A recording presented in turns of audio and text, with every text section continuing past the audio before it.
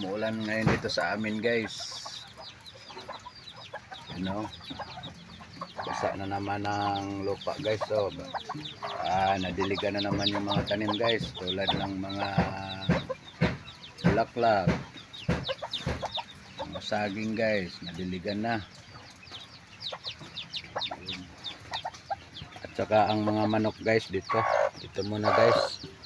Sumisilong muna, guys, dahil nilalamig yan kasi may anak yun ng anak, guys. So yun, nagtakbo-takbo yung anak yun, takbo. Sinisilong ko muna kasi lalamigin yan, guys.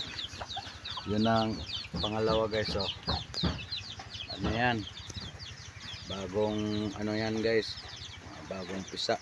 Yun, hindi ko muna linagay doon sa labas, guys. Hindi ko muna doon.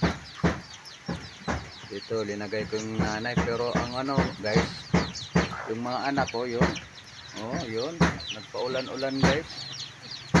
Paulan-ulan, ang liit pa, nagpaulan-ulan na. Pero ang nanay, yung ko, sinali ko, guys, dahil kasi malayo ang puntahan yan, guys.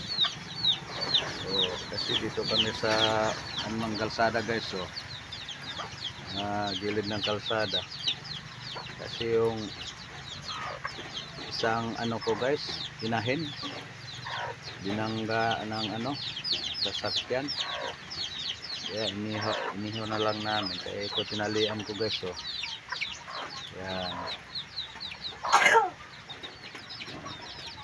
yung nanay hindi nabasa, yung anak nagbasa-basa. Pumunta doon sa pumupunta doon sa walang bubong.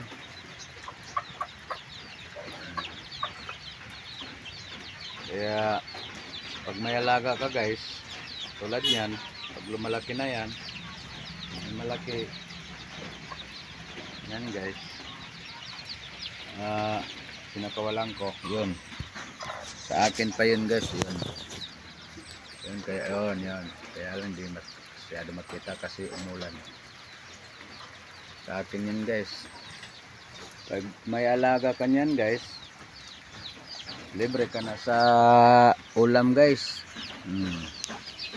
May ako dito, guys. Yun, may tanglad, guys. So yun, may tanglad.